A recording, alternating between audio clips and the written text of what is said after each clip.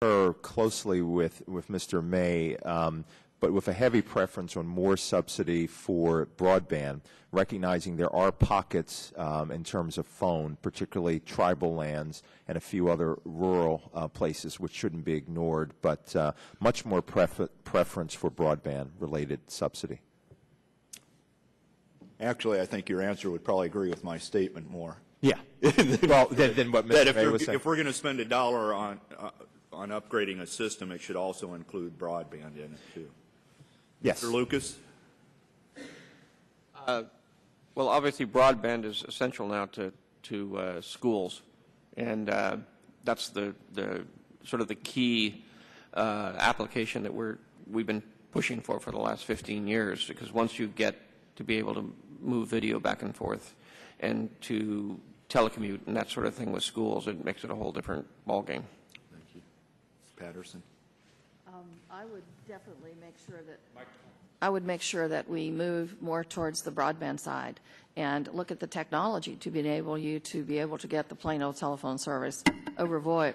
I would also say that I think it's important for us to move forward to the 100 megabit nation, which is still below others, and the resolution in the House that's out there is very important between Markey, Doyle, and Issue. Thank you very much. And gentleman's time has expired. We now recognize the gentlelady from California, Ms. Harmon. Thank you, Mr. Chairman. First, let me commend you for holding this hearing. We've held a lot of hearings in this subcommittee. Some of them have landed you and me to be quoted by comedians late at night, but others have been on topics very significant. This is probably up there in terms of the most significant topic we could address. And I want to quote something you said during the Telecom Act of 1996 debate in support of the E-rate program. You said, we must bring all our kids along to the future. And I think the key is what we're talking about today. There's no question in my mind that if we don't provide resources to schools and libraries, especially schools, to give our kids 21st century learning tools, those kids won't come along to the future, and they'll be left behind by kids in other countries whose schools and libraries will have those tools. We're behind already, and there are really no excuses for this country to be behind in this area. And so I want to salute everyone, every witness here for the efforts you're all making to help us move faster, whether that be in terms of federal funding, charitable giving, pushing the private sector. All those efforts are going to be necessary so we don't leave any child out of the future. I want to imagine what our schools will look like in 10 years if we do this right. My 3 grandchildren are 2, 6 months, and 5 months, and they're all geniuses. And I'm sure that the grandchildren are children of other members of this committee, and of all of you are geniuses as well, or potential geniuses. And a lot of kids in a lot of inner city neighborhoods are too. So I want to start with you, Mr. Lucas. You have imagined the future in many creative ways for many years, and you are passionate about this subject. And I think you're a father and possibly grandfather yourself. What could you imagine our schools would be capable of doing in 10 years? Well, obviously If you could turn on the microphone, please. Yeah. Not enough education.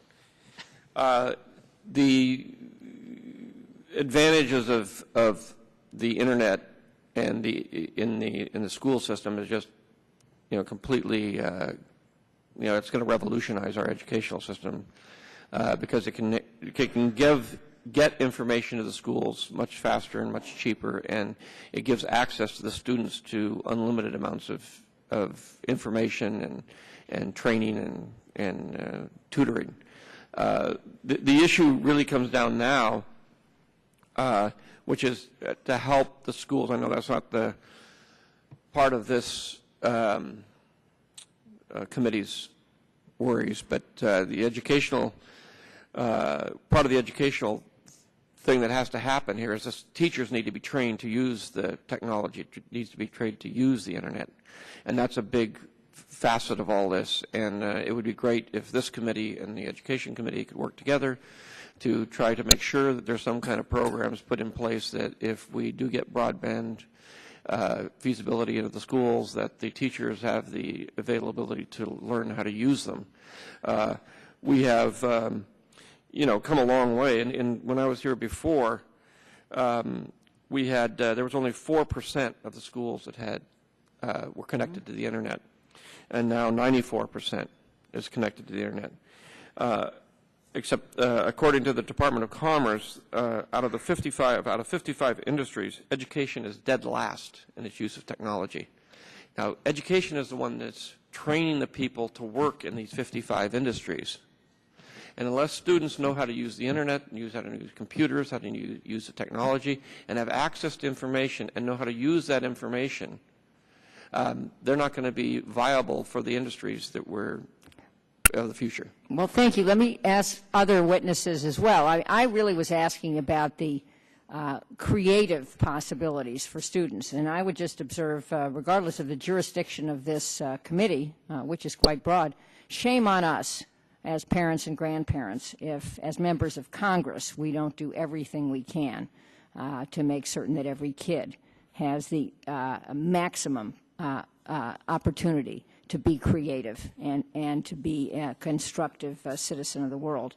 Do others have comments on what the educational workplace could look like 10 years from now if we do our best, not just with the E-rate, but with broadband deployment? I would like to make a comment, if I could. I think that 10 years from now, if broadband is ubiquitous to the schools and to the students at home, whether they're wirelessly connected or whether they're connected through wires, that you will find that the school place is not just in the school, it's a school without walls, and that they are learning at night and on weekends. And I think yesterday EDUCAUSE made a statement about a very small percentage of time of students today are actually spent inside the schools learning. And it's important to realize that students train the teachers today. The teachers are not trained to be able to work with the broadband. And it takes 5 years for a teacher to be trained and to use that technology to be able to do the kind of learning that Mr. Lucas speaks about. But I think it is important to note, just for everyone here, that the adoption in our state, it does not matter whether you are Indian, whether you're Latino, whether you're Caucasian, or whether you're African American in our state. If you have a computer in your home, and predominantly you will if you have students in schools, and 89% of them are connected to the internet. The issue you need to be concerned about is the ability of the folks to pay for this at home to be able to get access to that broadband, because they're learning at home at night and using it for all of their library searches, et cetera. Thank you, Mr. Chairman. My time has expired. I just would hope that 10 years from now, there are a lot of little George Lucases running around who are as creative as you have been and have the tools in their schools, which I don't think you did, to dream big. Thank you. I yield back. Gentlelady's time has expired. Chair now recognizes the gentlelady from Wyoming, Ms. Cuban. Thank you, Mr. Chairman. As I sit here, I fully appreciate the testimony from the panel, but I have to tell you that I am very, very worried about the future of the Universal Service Fund. Wyoming is the smallest populated state in the Union, and it covers about 100,000 square miles. And some of the small companies in Wyoming serve 3 people per square mile. And I just wonder, especially you, Mr. May, if you have any concept of this kind of a situation when you're talking about a market force to deal with this. But we'll get back to that in just a minute.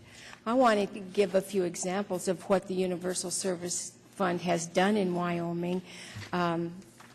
A small co-op in Wyoming has been able to offer fiber-to-home technology in Ten Sleep, Wyoming, and as a result of that, there's a business that's been set up to teach English to people in South Korea. It employs 170 people. Rural school districts